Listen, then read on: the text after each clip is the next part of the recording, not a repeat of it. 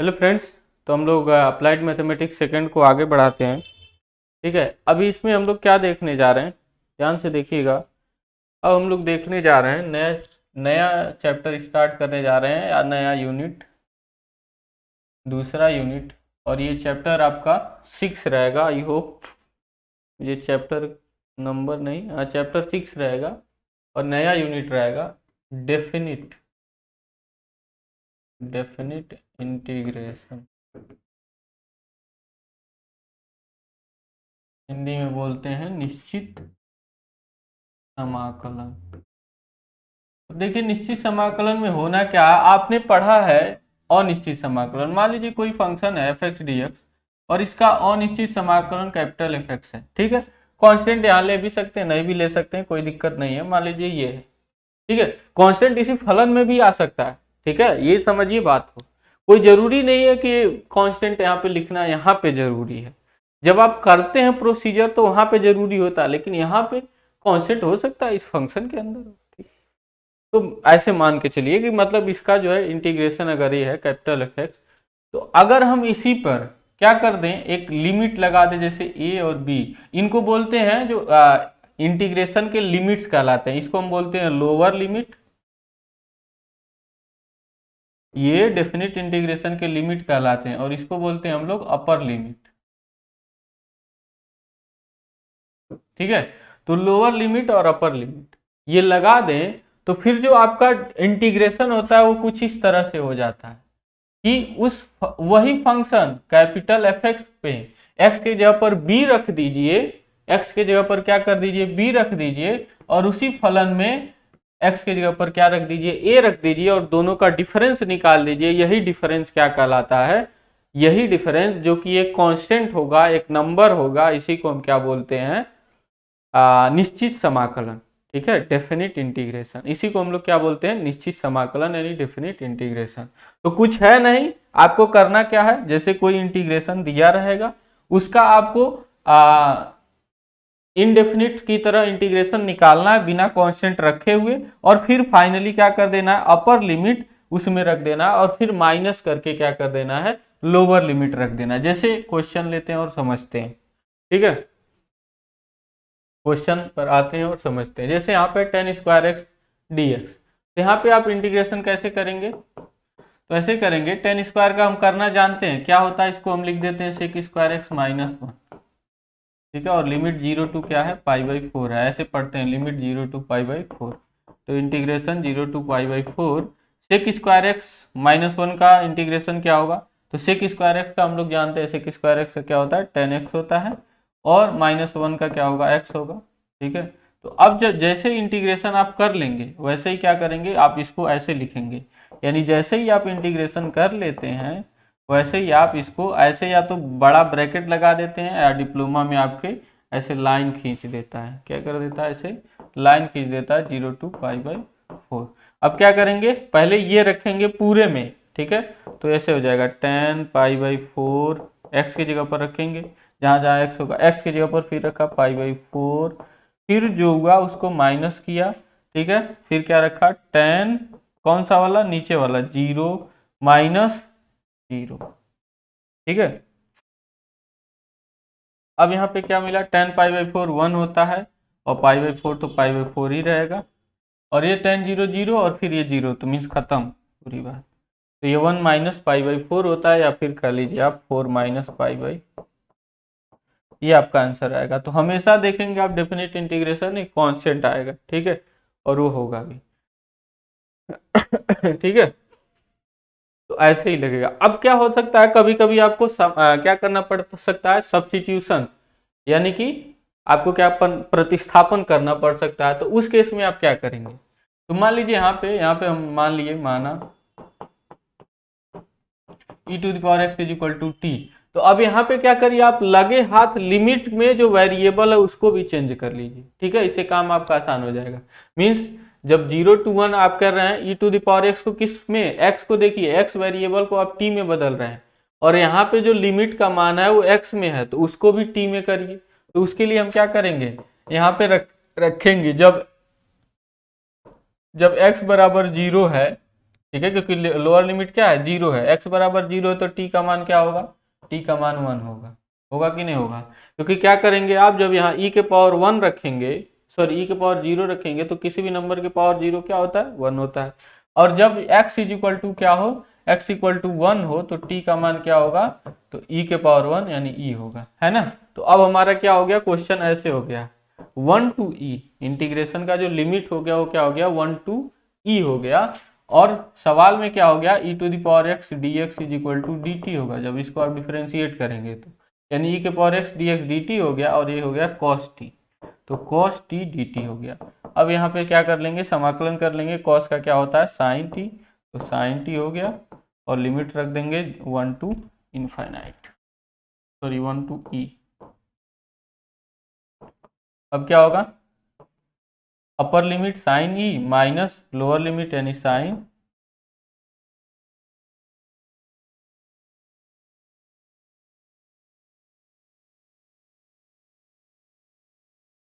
Sign 1, ठीक है,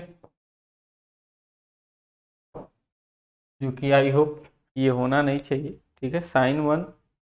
और साइन 1 इसको आप उसमें बदल सकते हैं, मीन्स ये एक्चुअली में क्या है, ये रेडियन में है, डिग्री में नहीं है, ठीक है, ये ध्यान रखेंगे हमेशा, जो इंटीग्रेशन में आएगा साइन वगैरह का जो वैल्यू होता है वो रेडियन में होता है, तो साइन 1 ये रेडियन है, ठीक है, डिग्री नहीं है, ये ध्यान रखिएगा कि रेडियन को आप डिग्री में बदल सकते हैं,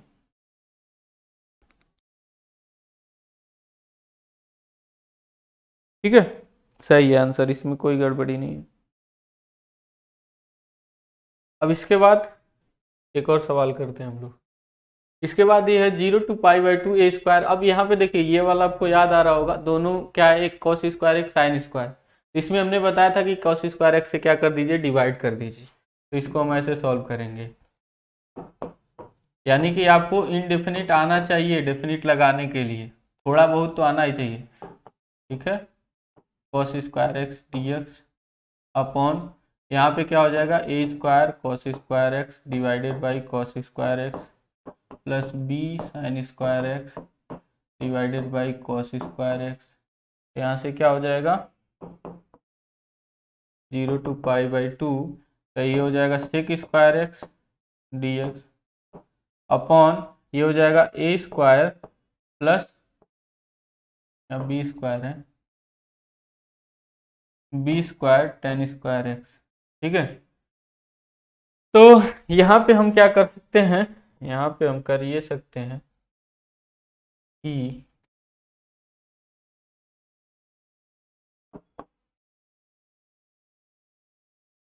बी स्क्वायर कॉमन कर लें, यानी 1/b² हो गया, integration 0 to pi by two, ठीक है, sec square x d x upon, यहाँ हो गया a/b का होल स्क्वायर, और ये हो गया टेन स्क्वायर, ठीक है, मतलब बी स्क्वायर ने इसमें कॉमन किया तो ये बी स्क्वायर से डिवाइड हो गया, यहाँ बी स्क्वायर से डिवाइड हो गया तो कट गया, मतलब खत्म हो गया।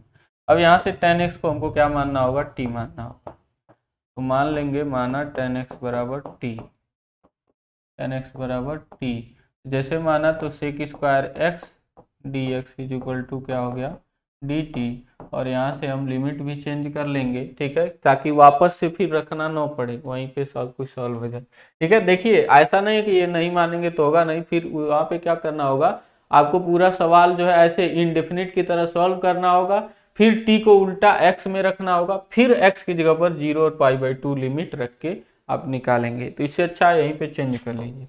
अब लिमिट्स जब चेंज करेंगे तो यहाँ पे देखिए लोअर लिमिट क्या है, 0 है, यानी x जब 0 होगा तो t का मान क्या होगा,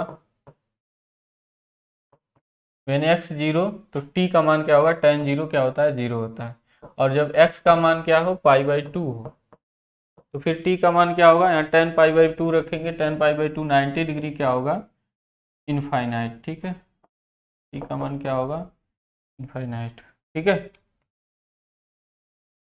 हाँ इनफाइनाइट होगा।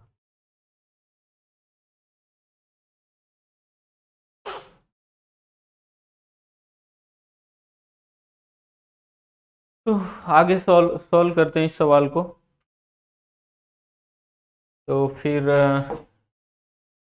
क्या होगा, पूरा सवाल ऐसे हो जाएगा 1/b² dt, लिमिट क्या हो जाएगा, लिमिट हो जाएगा आपका 0 to π/2, 0 to infinity, 0 to infinity dt upon a plus b का होल स्क्वायर प्लस t²। ये क्या हो गया, tan इनवर्स वाला लगेगा फार्मूला, तो 1/b² tan इनवर्स 1/a है ना, तो सबसे पहले 1/a लिख लेते हैं। तो चलिए इसको अंदर ही 1/a, ये क्या है a/b, क्या हो जाएगा b/a हो जाएगा, है ना, सिंपल सी बात है। और b/a होगा 1/a लिख रहे हैं, a की जगह क्या है a/b है, तो क्या हो जाएगा a/b, b ऊपर चला जाएगा और फिर tan इनवर्स x/a यानी कि t/a, ये क्या है फिर से वही b a/b, तो b/a हो जाएगा, है ना। या फिर आपको एक बार ऐसे लिख के दिखाई देता हूँ, t/a/, ठीक है। और प्लस सी वगैरह यहाँ पे लिखना नहीं होता है, 0 to इनफाइनाइट लिमिट लगा देंगे। और देखिए b/a क्या है कि एक मतलब क्योंकि इस पे x t का मान रखने से प्रभाव पड़ेगा नहीं, तो इसको आप बाहर कर सकते हैं, तो इसके साथ बाहर करेंगे तो b से b कट जाएगा, यानी क्या बचेगा a/b बचेगा, सॉरी 1/ab बचेगा, 1/ab बच जाएगा, ठीक है। अब यहाँ पे लिमिट रख दीजिए, अपर लिमिट रखिए तो फिर ये आपका हो जाता है, इनफाइनाइट रखेंगे तो इनफाइनाइट कोई भी नंबर हो इनफाइनाइट ही होगा, tan इनवर्स इनफाइनाइट माइनस 0 रखेंगे तो tan इनवर्स क्या हो जाएगा 0 हो जाएगा, है ना। tan इनवर्स इनफाइनाइट क्या होता है, tan इनवर्स इनफाइनाइट π/2 होता है, और tan इनवर्स 0 क्या होता है 0 होता है, तो यहाँ से क्या हो जाएगा π/2ab, ठीक है, और ये आपका आंसर हो जाएगा, ठीक है। तो ऐसे सवाल लगता है ये, ठीक है। लिमिट ये बहुत आसान है, ठीक है, कोई बहुत ज़्यादा इसमें हार्डनेस वाली बात ही नहीं है, ठीक है, हार्डनेस वाली कोई बात ही नहीं है। अभी आगे आते हैं अगला सवाल। अब यहाँ पर भी सब्स्टिट्यूशन है, जैसे यहाँ पे tan इनवर्स x को क्या मान लीजिए t मान लीजिए, तो tan inverse x 1/1 plus x² dx is equal to क्या हो जाएगा dt हो जाएगा, अवकलन करेंगे तो, ठीक है। और लिमिट्स फिर चेंज कर लेंगे, जब x इज इक्वल टू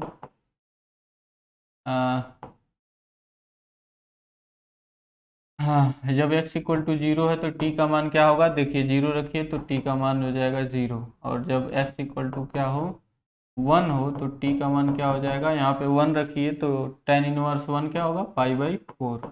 हमेशा यहाँ पे ध्यान रखेंगे डिग्री का बात नहीं करते, पूरा डिफरेंशिएशन इंटीग्रेशन में डिग्री में कभी नहीं होता, ठीक है। यानी पूरे कैलकुलस में जो कोई भी ट्रिग्नोमेट्रिक फंक्शन के अंदर जो एंगल होता है वो कभी डिग्री में नहीं होता, वो हमेशा रेडियन में होता है, तो इस बात को आप हमेशा ध्यान रखिएगा, ठीक है। तो आपको रेडियन में ही रखना है, ये नहीं 45 अंश कर दीजिए, ठीक। तो यहाँ से फिर सवाल क्या हो जाता है, ये t² है ना, t² और dt, और लिमिट क्या हो गया, लिमिट हो गया 0 to π/4, ठीक। तो क्या हो जाएगा यहाँ पे t³/3, लिमिट हो गया 0 to π/4, π/4 रखेंगे तो π/4 का क्यूब और बटे में क्या है 3, और यहाँ पे जब 0 रखेंगे तो सब कुछ 0 हो जाएगा, तो इसको लिखने की ज़रूरत नहीं है, इसको बस सॉल्व कर लीजिए। तो π³ 4 चौके 16 16 256 256 नहीं 64 होगा, है ना, 4 का क्यूब 64 होगा, 64 में 3 का गुणा करेंगे, 3 चौके 12 3 छके 18 19 यानी 192, π³ आपका क्या हो जाएगा आंसर हो जाएगा। तो अब सवाल ये आता है कि क्या हमें हमेशा इसी तरह से हर क्वेश्चन को क्या करना पड़ेगा, इंटीग्रेट करना पड़ेगा, मतलब जो हमारा इनडेफिनिट इंटीग्रेशन है उसका उपयोग करना पड़ेगा और फिर आगे सवाल हल करना पड़ेगा। देखिए ये करना ही पड़ेगा, लेकिन इसको और आसान बनाने के लिए, मतलब डेफिनिट इंटीग्रेशन को और आसान बनाने के लिए कुछ प्रॉपर्टीज हैं, ठीक है, कुछ इसके गुण है, डेफिनेट इंटीग्रेशन के कुछ प्रॉपर्टी, कुछ गुण है जिनका यूज करके आप सवाल को और आसान बना सकते हैं, ठीक है। तो उन प्रॉपर्टीज को पढ़ते हैं, फिर उन पर हम लोग सवाल करेंगे, ठीक है। तो जैसे पहला प्रॉपर्टी जो होता है सबसे सिंपल वाला, वो ये है कि लिमिट को इंटरचेंज करने वाला, ठीक है, वेरिएबल को इंटरचेंज करने वाला पहला चीज तो सबसे सिंपल वाला, ठीक है। तो इसका हम प्रूफ नहीं बताएंगे, ठीक है, प्रूफ आप चाहे तो किसी भी किताब से देख सकते हैं, ठीक है, और प्रूफ जो है बहुत कठिन नहीं है, बहुत सिंपल है, ठीक है।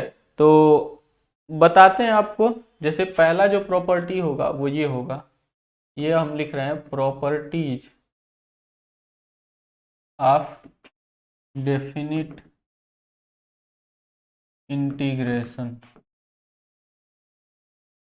ठीक है, निश्चित समाकलन, निश्चित समाकलन के गुणधर्म या गुण, ठीक है, थोड़ा सा रफ हो गया, कोई बात नहीं। पहला जो गुणधर्म ये है कि अगर आपका कोई फंक्शन है f(x) dx, यानी x का फंक्शन है, ठीक है, और लिमिट a to b, ठीक है, तो आप वही लिमिट रखते हुए, यानी लिमिट a to b रखते हुए इस वेरिएबल को चेंज करके आप क्या कर सकते हैं, ft dt रख सकते हैं, ठीक है। कैसे है देखिए, इसका जैसे एक सिंपल सा प्रूफ बता दे कैसे इसको आप प्रूव करेंगे। तो मान लीजिए x इक्वल टू टी है, x इक्वल टू आप t रखते हैं, तो dx इक्वल टू क्या होगा, dt होगा। फिर क्या हुआ, x की जगह t हुआ, dx की जगह dt हुआ, प्रूफ हो तो गया प्रूफ में एक्स्ट्रा क्या है ना। देखिए हमेशा ध्यान देते हैं जब भी हम वेरिएबल को चेंज करते हैं ना इंटीग्रेशन में, तो हमेशा हम ध्यान देते हैं कि क्योंकि यहाँ पे dx है तो वो, क्योंकि जैसे ही आपने x t माना तो यहाँ dx नहीं रहेगा dt रहेगा, यानी वेरिएबल भी वो dx भी चेंज होगा। तो वहां पे अवकलन करके देखते हैं क्या मिलता है। तो देखिए बहुत सिंपल है, कुछ है ही नहीं, ठीक है। अब दूसरा प्रॉपर्टी ये आता है, अगर a to b f(x) dx है, तो अगर आप लिमिट चेंज करना चाहते हैं, यानी अपर लिमिट को लोअर लिमिट, लोअर लिमिट को अपर लिमिट, तो आप क्या कर दीजिए, बस आगे माइनस साइन लगा दीजिए, तो ये b टू a हो जाएगा f(x) dx, ठीक है। अब देखिए कोई जरूरी नहीं है ये नंबर आपको याद रखना है कि ये दूसरे नंबर की प्रॉपर्टी, ये तीसरे नंबर की प्रॉपर्टी, ऐसा नहीं। आपको ये याद रखना है कि प्रॉपर्टी का क्या मतलब है, वो प्रॉपर्टी क्या है वो एग्जैक्टली आपको याद होना चाहिए। ये नहीं कि ये पहले नंबर की, ये दूसरे नंबर की, क्योंकि अलग अलग किताबों में नंबर चेंज रह सकता है, ठीक है, तो उससे कोई मतलब नहीं है कि किस नंबर का है। आपको ये याद रखना है, क्योंकि बहुत सारे किताबों में आपको ऐसे लिखा हुआ देखने को मिल सकता है, तो आपको ये याद रखना है कि करना क्या है, ठीक है, प्रॉपर्टी। जैसे तीसरा प्रॉपर्टी ये है a to b f(x) dx। अगर आप चाहते हैं कि इसको दो पार्ट में तोड़ दें इस इंटीग्रेशन को, ठीक है, तो आप कर सकते हैं a to c f(x) dx plus c to b f(x) dx। यही नहीं, आप चाहे तो 2, 3, 4, 5 जितने पार्ट्स में चाहे उतने पार्ट्स में तोड़ सकते हैं, लेकिन ये ध्यान रखें कि जो c होगा वो a और b के बीच में हो, यानी a से बड़ा होना चाहिए c और b से क्या होना चाहिए, छोटा होना चाहिए, ये जरूरी है, यानी a और b के बीच में होना चाहिए जो c है ना, क्योंकि a छोटा है b बड़ा, ठीक है। उसके बाद अगला आते हैं अगले प्रॉपर्टी पर,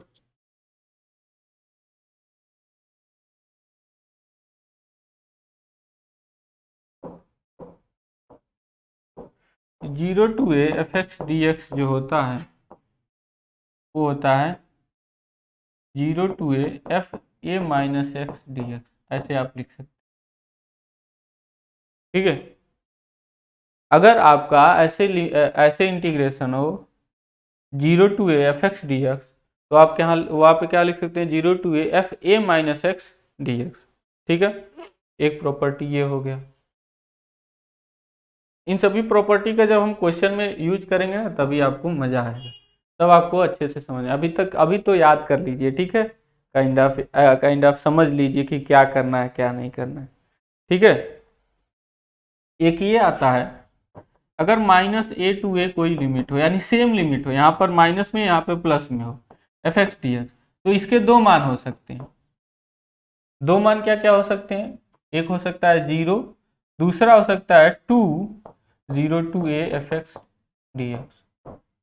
अब ये कब होगा, बोलेंगे when f x is odd, यानी कि जब विषम फलन, यानी एफ एक्स जो है वो फलन ऑड फंक्शन बोल रहे हैं, यानी कहने का मतलब जब आपका फलन एफ एक्स जो है ऑड फंक्शन हो, दैट इज, इसका कहने का मतलब ये है, इसका इम्प्लीकेशन ये है कि अगर आप f माइनस एक्स रखते हैं और आपको मिल जाता है माइनस एफ एक्स, यानी जो एफ एक्स है जो फलन होगा उसमें x की जगह पर आप माइनस एक्स रख दीजिए, और आप सॉल्व करके ये पाते हैं कि माइनस आगे आ गया पूरा और फिर से आपको फलन वो ओरिजिनल वाला मिल गया।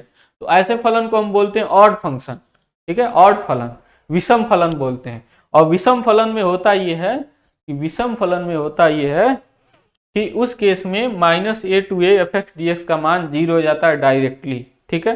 तो अगर वहां पे आपको चेक करना होगा और अगर ऐसा मिला तो तुरंत हो गया। लेकिन जब इवन होगा, इवन फंक्शन जब होगा तब फिर ये मान लिखेंगे।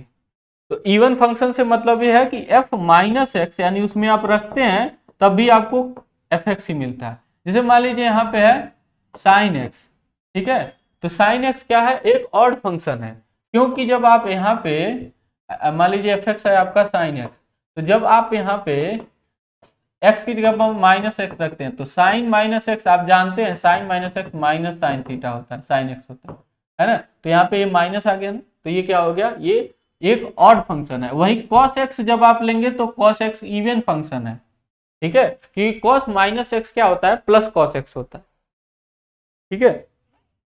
तो ये है पांचवा प्रॉपर्टी। छठा प्रॉपर्टी पर आते हैं।